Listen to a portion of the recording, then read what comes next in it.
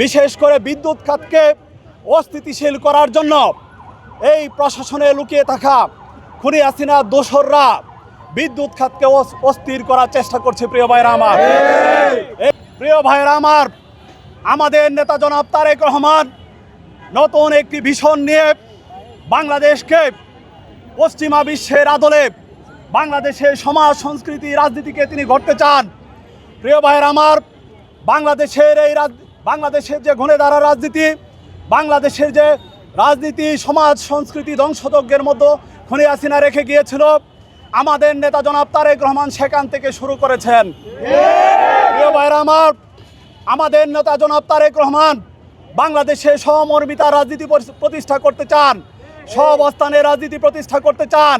তিনি বাংলাদেশের সকল শিক্ষাঙ্গনে সুষ্ঠু দ্বারা রাজনীতি তিনি প্রতিষ্ঠা করতে চান। প্রিয় ভাইরা আমার, আমরা বলতে চাই আমাদের নেতা জনাব তারেক রহমানের যে দিক নির্দেশনা, আমাদের নেতা জনাব তারেক রহমানের যে রাজনৈতিক মতাদর্শ, সেই রাজনৈতিক মতাদর্শকে অনুসরণ করে বাংলাদেশ জাতীয়তাবাদী ছাত্রদল অক্ষরে অক্ষরে পালন করে বাংলাদেশ জাতীয়তাবাদী ছাত্রদল হাঁটি হাঁটি পা পা করে এগিয়ে চলছে। প্রিয় ভাইরা আমার, আমি বাংলাদেশের সকল সাধারণ শিক্ষার্থীদের উদ্দেশ্যে বলতে চাই, বাংলাদেশ জাতীয়তাবাদী ছাত্রদলের পতাকা তলে আপনারা আসুন, বাংলাদেশ জাতীয়তাবাদী ছাত্রদলের জান্ডাকে আপনারা এগিয়ে নিয়ে যান।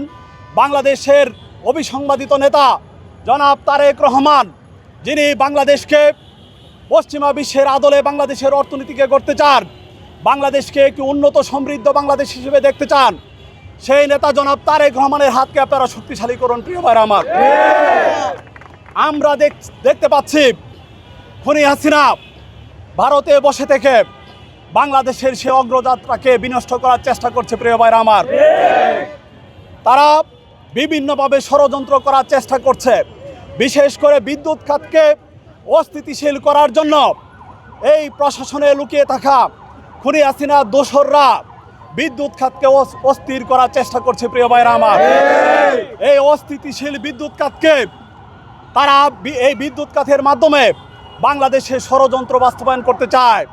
কিন্তু বাংলাদেশের জনগণ দেশনায়ক জনাব তারেক রহমানের নেতৃত্বে, মাননীয় প্রধানমন্ত্রী জনাব তারেক রহমানের নেতৃত্বে তাদের সকল ষড়যন্ত্র ভেস্তে দিবে। প্রিয় ভাইরা আমার, আমরা দেখতে পাচ্ছি সিপিডি, রমিন ফারহানা এবং শওকত আজিজ সহ এরা ঐক্যবদ্ধ হয়েছে খুনি হাসিনাকে ফিরিয়ে আনার জন্য।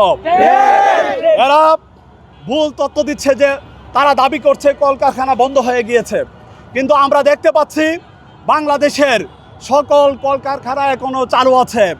যে সকল কলকারখানা ঋণের দায়ে ভারাক্রান্ত, তারা কেবল আপনার নিজেরা হাজার হাজার কোটি টাকা পাচার করে এই বাংলাদেশের অর্থনীতিকে তারা পঙ্গু করে দিয়ে এখনো তারা ষড়যন্ত্র করছে। প্রিয় ভাইরা আমার, তারা এই বাংলাদেশের খুনি হাসিনার কাছ থেকে তারা যে সুযোগ সুবিধা নিয়েছিল, সেই সুযোগ সুবিধা জনাব তারেক রহমানের কাছ থেকে নিতে চেয়েছিল, কিন্তু জনাব তারেক রহমান বাংলাদেশকে নতুনভাবে গড়তে চান।